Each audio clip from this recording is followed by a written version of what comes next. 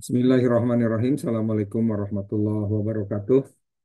Kita bertemu kembali di pembelajaran laboratorium manajemen SDM, khususnya tentang pembahasan bagaimana menyusun, ya, menyusun penelitian bidang manajemen sumber daya manusia. Kali ini kita akan membahas pembahasan terakhir terkait dengan bagaimana membuat kesimpulan dan saran, ya. Kesimpulan dan saran ini merupakan bagian terakhir dari penelitian skripsi, ya. Nah, sesuai dengan jenis pendekatan penelitian kita, yaitu penelitian kuantitatif. Nah, dalam membuat kesimpulan dan saran, tentunya semuanya harus didasarkan atas tujuan penelitian itu sendiri, ya. Oke.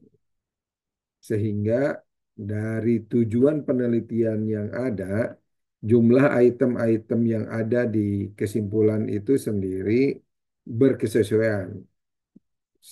Kita tahu bahwa tujuan penelitian itu juga didasarkan oleh banyaknya permasalahan yang dirumuskan dalam rumusan masalah. Misalkan, jika penelitian kuantitatif kita meneliti tiga variabel, diketahui bahwa rumusan masalahnya adalah 6 buah, tiga untuk analisis deskriptif dan tiga menggunakan analisis verifikatif, sehingga tujuannya adalah menyelesaikan keenam masalah itu sendiri. Dan pada akhirnya, kesimpulan itu juga disesuaikan dengan banyaknya tujuan penelitian. Harus diingat bahwa dalam membuat kesimpulan, kita harus pastikan bahwa kesimpulan itu disampaikan untuk membahas masalah-masalah utama tadi, ya, disesuaikan dengan pemenuhan tujuan, sehingga kita menguraikannya baik dalam kesimpulan deskriptif maupun kesimpulan verifikatif. Untuk kesimpulan deskriptif, seperti diketahui, misalkan dalam rumusan masalahnya adalah bagaimana, ini contoh ya, bagaimana kondisi pelatihan kerja, ya, di lokus tertentu. Nah, tujuannya adalah mengetahui gambaran atau kondisi pelatihan kerja itu sendiri. Nah, ini didapatkan dari hasil penelitian dan pembahasan di bab 4 tentang pembahasan verifikatif, seperti dicontohkan pada halaman 183 ini, ya. Ya, kondisi pelatihan kerja pada Departemen Housekeeping Hotel ABC Kota Bandung misalkan, berada dalam kategori baik. Nah, ini kan tadi pertanyaannya adalah bagaimana kondisi pelatihan kerja. Nah, berada dalam kategori baik. Kalaupun kita mau melengkapi dengan datanya berupa nilai rata-rata skor, bisa juga disampaikan. Misalkan di sini dengan nilai rata-rata skor 3,63. Nah, nilai ini em, dalam persepsinya, ya, persepsi rentang nilai berada dalam kategori baik.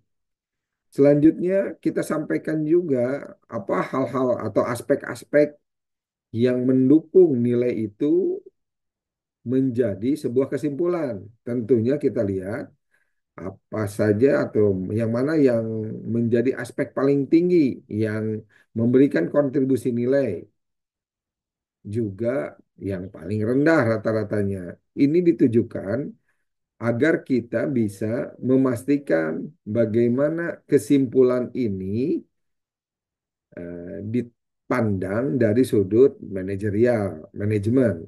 Sehingga kita dalam saran-sarannya akan memberikan saran yang berkesesuaian dengan kesimpulan. Misalkan, bagaimana mempertahankan hal-hal atau aspek-aspek yang baik, bagaimana meningkatkannya, atau kalau aspek-aspek yang rendah atau kurang baik, bagaimana program-program yang dibuat nanti di saran itu bisa meningkatkan atau memperbaiki kondisi atau aspek tersebut.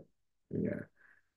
Seperti pembahasan di tujuan penelitian itu ada tiga, misalkan ini contohnya adalah tiga variabel, berarti ada tiga pembahasan deskriptif ya. Kondisi contohnya ini di sini kondisi pelatihan kerja dan kompetensi sebagai variabel independen ya. Variabel bebas yang mempengaruhi kondisi variabel dependen. Eh, Di kesimpulan ketiga kita bunyikan juga bagaimana kondisi variabel dependennya berada dalam kategori apa dan apa aspek yang membuat nilai tersebut ada dan membuat nilai tersebut misalkan rendah ataupun tinggi ya.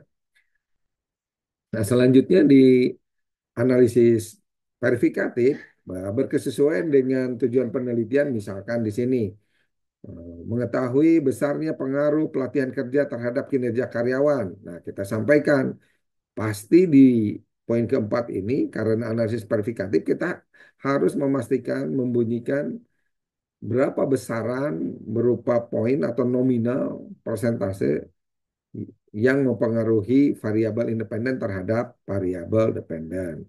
Begitu juga poin kelima, variabel pengaruh variabel independen kedua terhadap dependen dan poin keenam, besarnya pengaruh pelatihan kerja dan kompetensi secara simultan ya terhadap kinerja sebagai variabel dependen. Nah, di poin keenam juga Anda bunyikan bahwa besarnya misalkan pengaruh pelatihan kerja dan kompetensi sebagai variabel independen itu sekian persen. Di sini contohnya adalah 67%.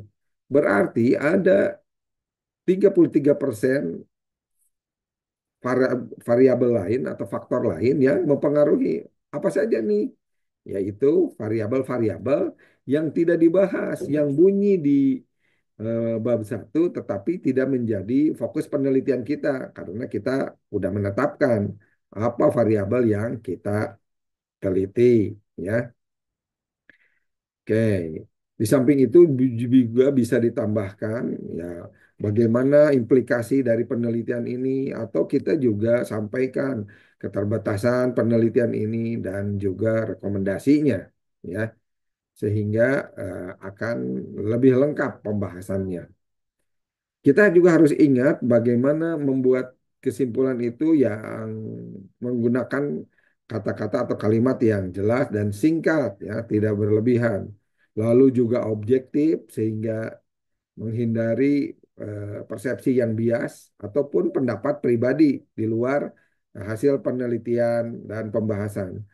Lalu juga kesimpulan ini tentunya harus relevan ya, relevan dengan hasil penelitian dan logis sebagai sebuah argumen ya, baik kesimpulan maupun saran. Harus diingat pula kita harus menggunakan bahasa yang formal dan ya ini didasarkan adalah dengan sumber yang benar dikaitkan dengan hasil penelitian yang ada ya. Dan kita juga harus menghindari pernyataan atau kalimat-kalimat yang bersifat spekulatif ya. Dalam hal saran ya sama seperti tadi dibahas bahwa struktur saran juga harus memberikan saran yang tidak bertele-tele ya praktis baik dalam konteks saran teoritis maupun saran metodologis ya. Nah, di sini tadi kesimpulan ada 6 poin, berarti saran pun ada 6 poin. Bisa Anda mulai dengan kalimat untuk meningkatkan kondisi variabel independen pertama, atau misalkan di sini pelatihan kerja, bagaimana meningkatkan aspek atau memperbaiki aspek-aspek dengan nilai terendah, sehingga akan meningkatkan kondisi variabel tersebut. Begitu juga eh, variabel independen lainnya ya diberikan saran berupa program-program praktis begitu juga dengan variabel saran untuk variabel dependen. Dalam hal saran untuk poin keempat, 5, dan 6 sebagai saran dari hasil analisis verifikatif, kita juga bisa memulai dengan untuk meningkatkan besarnya pengaruh pelatihan kerja atau X1 terhadap Y atau variabel dependen. Nah, dengan memberikan saran-saran praktis ya berupa program-program yang jelas ya. Sehingga sekali lagi diingatkan bahwa dalam penyusunan eh, saran ini juga harus praktis dan berkesesuaian dengan pengembangan kondisi atau teknologi apa teori-teori terkini ya. Dan jangan lupa, kalaupun kita mau menyampaikan bagaimana saran bagi peneliti selanjutnya. Ya, oke. Saran juga bisa ditujukan kan dalam pembahasannya secara luas, baik saran akademis maupun saran praktis bagi perusahaan. Ya. Dan selanjutnya setelah kesimpulan dan saran itu kita buat, jangan lupa pastikan mm, menyusun daftar pustaka yang berkesesuaian dengan kutipan atau citasi yang Anda buat di penelitian skripsi ini dengan aturan yang ditetapkan oleh kampus, misalkan dengan menggunakan American Style ataupun yang lainnya. Untuk pembahasan daftar pustaka, ini Anda bisa sampaikan sumber-sumbernya, apakah sumber dari buku, dari jurnal, ya, maupun dari artikel atau apa namanya kutipan-kutipan lainnya.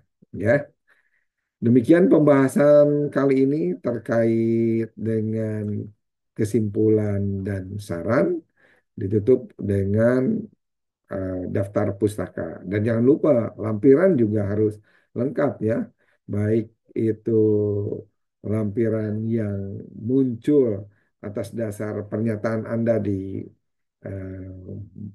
bab 2 atau bab 3 ataupun bab 4 ya.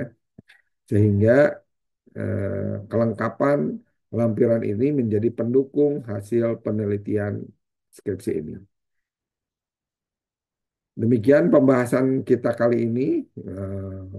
Mudah-mudahan bermanfaat. Kita bertemu dalam pertemuan selanjutnya. Terima kasih. Assalamualaikum warahmatullahi wabarakatuh.